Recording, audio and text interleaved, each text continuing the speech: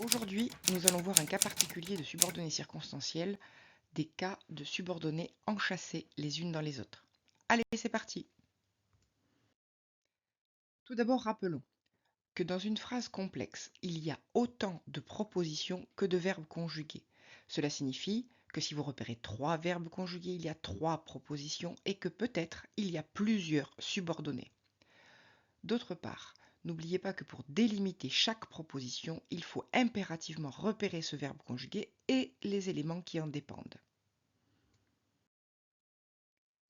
Autre petit rappel, une proposition subordonnée circonstancielle précise une circonstance de l'action de la proposition principale.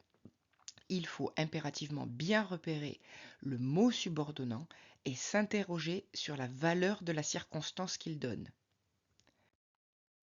Prenons un exemple avec cette phrase extraite de Manon Lescaut. Mais je veux être libre et j'y suis si résolu que si mon projet manque par votre faute, c'est fait de vous absolument. Cette phrase comporte 4 verbes conjugués, veut, suis, manque et est fait. La première proposition a pour sujet je et pour complément être libre. Nous pouvons donc la délimiter par des crochets. Cette première proposition est coordonnée à la suivante par la conjonction de coordination et. La seconde proposition a pour sujet je et pour complément résolu, ici qui est un attribut du sujet. Le pronom y renvoie à la proposition précédente, je suis si résolu à être libre.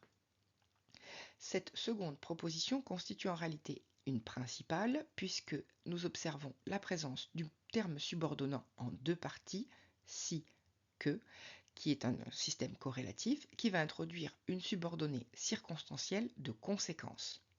Or, il s'avère que la subordonnée circonstancielle de conséquence n'est pas la proposition qui suit exactement, c'est-à-dire si mon projet manque par votre faute. La conséquence est bien, c'est fait de vous absolument. Je suis si résolu que c'est fait de vous absolument. La délimitation va donc prendre en compte que la proposition commence à je et finit à absolument. Dans cette proposition, c'est fait de vous absolument, le sujet est en fait un sujet pronominal, c'est, et le complément de vous absolument. Nous observons donc qu'à l'intérieur de cette structure, j'y suis ici résolu de vous absolument, il y a une autre proposition dont le sujet est mon projet et le complément par votre faute.